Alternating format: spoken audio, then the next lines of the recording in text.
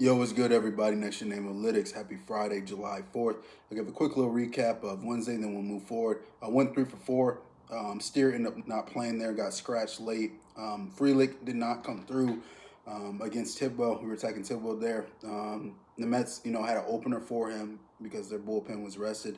They had an opener for that first inning. Then he came in the second inning. He pitched decently well, until Milwaukee started getting to him. At the end there, and then they had to pull him after 4 1/3. Freelick went 0 for 2 against him, and then 0 for 5 for the game. And then you had Cam Smith came through against Gomber, went 1 for 3 against Gomber, 3 for 5 for the game. Gurriel went 0 for 1 against Rupp, walked once, and then got out. And then he went 1 for 4 for the game. And then you had Josh Smith went 2 for 3 against Sugiano, and then 3 for 4. I want to say for the game. Let me make sure I got that right. Yeah, 3 for 4 for the game. So 1 3 4 there, and then our home run hit, Seager. He just missed it first inning against Sugiano. He threw him a splitter first pitch, and he flew out to deep center about 403. 403 feet, and then I was like 103 exit velocity, and then he got him in the fifth inning. 108 off the bat, and then went like 420 feet. Again, a splitter as well off of Signano. So, called that one. Feels good to hit that as well. But next up, I'll speak on today, and then give you my top 5 and my homer. First up, I like Nimmo. The Mets are going against the Yankees. Rivalry here. Going against Stroman. Stroman really struggles with lefties over the course of his career. Only has 4 games that he's pitching this year. Really struggling in control. I noticed in these games this year has at least 1 walk in every single game, and then 2+ in 3 out of the 4. And then he's not getting Ks either.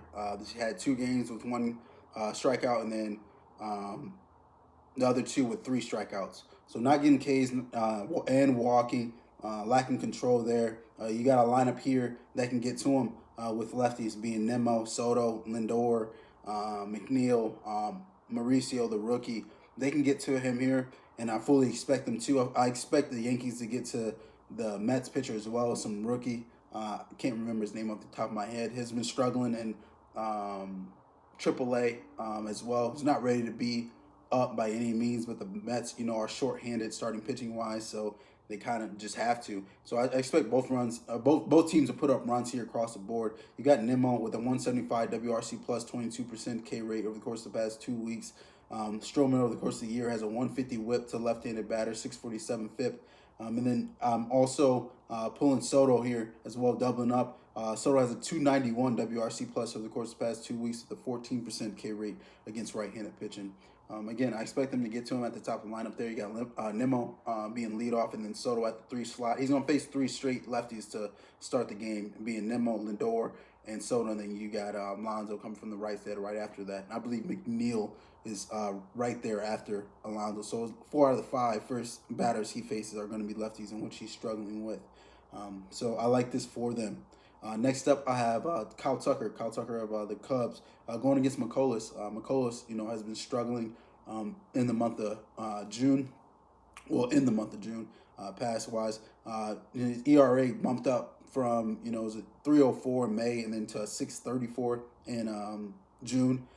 Just got shelled by Cleveland. Gave up 8 base runners there, 6 earned, 2 home runs. If you're giving up that against Cleveland, it's a real problem. So, and what you know about Cleveland? They have left-handed bats, in which he's struggling with. I want to say over the course of the year, a 277 average to left-handed batters compared to maybe like a 250, 40-ish for right-handed batters. So I like this for Tucker, who has a 234 WRC plus against right-handed pitching over the course of the past 2 weeks, 13% K rate. Then you got McCullers with a 112 whip and a 407 FIP to left-handed batters. And then next up, you got Arraez for San Diego going against Rocker. Arraez WRC plus isn't necessarily where I want it, but this is me attacking the pitcher wise. So Arraez has a 65 WRC plus, 3% K rate. He's not striking out, but he's just not, hitting for power, or they're dropping down for hits. as of yet, and that's just the variance of the game. If you're not striking out though, and you're putting in play, like they're bound to drop for hits. And Rocker really struggles with lefties. Giving up a 169 whip over the course of the past month, and the 534 FIP to lefties. And then on the year, he's giving up a north of 350 batting average to left-handed batters compared to, I want to say,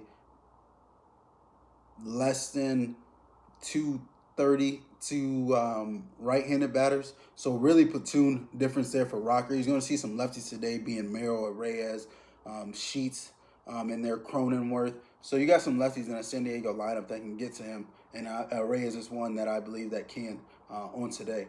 And then next up, I got Springer of Toronto going against Hendricks of the Angels. Hendricks really struggles with right-handed batters. He has a reverse split here, in which he's a right-handed pitcher getting, hit up by right-handed batters, giving up a 311 batting average as well as a 902 OPS compared to a 222 batting average and a 673 OPS for left-handed batters. Springer has been hot, hit, I want to say 3 or 4 home runs in that Yankee series. Most recently, they just swept the Yankees. And with them not traveling here, I don't expect a drop-off here by any means. I expect Toronto to keep it going, and with Hendricks struggling with right-handed batters, what you know about Toronto, they have a lot of right-handed batters. It's maybe 1 or 2 left-handed batters that are in the lineup consistently.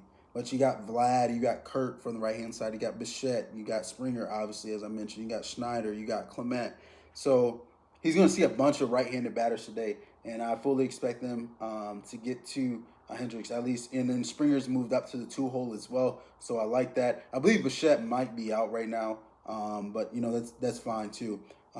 Springer has a 308 WRC plus and an 8% K rate over the course of the past 2 weeks against right-handed pitching compared to Hendricks' 189 whip and a 498 FIP to right-handed batters. So those are my 5 in order. I like Tucker, Nimmo, Soto, Springer, and Arraez. And then for my home run wise, I like Tucker going back there against McCullers.